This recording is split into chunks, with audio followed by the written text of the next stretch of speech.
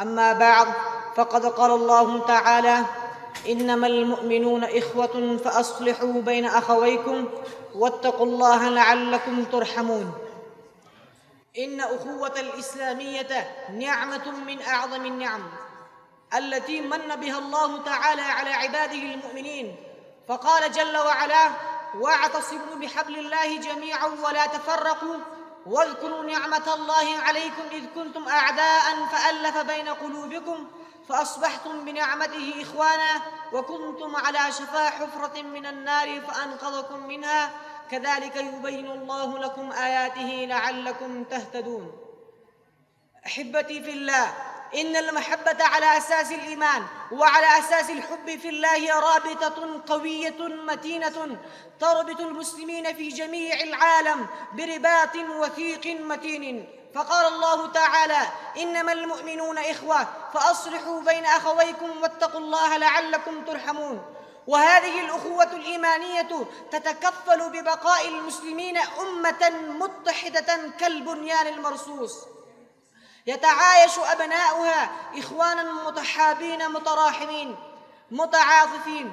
فعن نعمان بن بشير رضي الله تعالى عنهما قال: مثل المؤمنين في توادهم وتراحمهم وتعاطفهم مثل الجسد إذا اشتكى منه عضو تداعى له سائر الجسد بالسحر والحمى. أحبتي في الله، إن رسول صلى الله عليه وسلم قد أقام دعائم المجتمع الإسلامي على التعاون المشترك والتقدير المشاع، وأرسى قواعده على التعامل الرفيق والسلوك الرقيق، فلا مكان فيه للأثرة الممقوتة والأنانية البغيضة والفردية المتسلطة.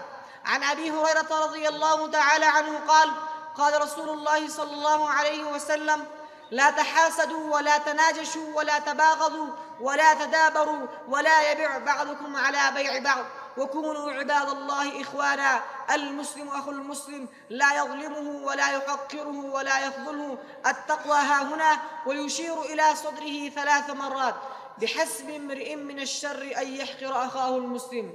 كل المسلم على المسلم حرام دمه وماله وعرضه.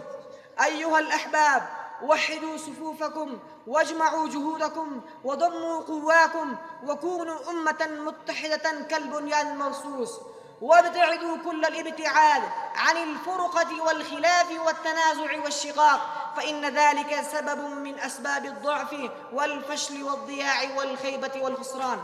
قال الله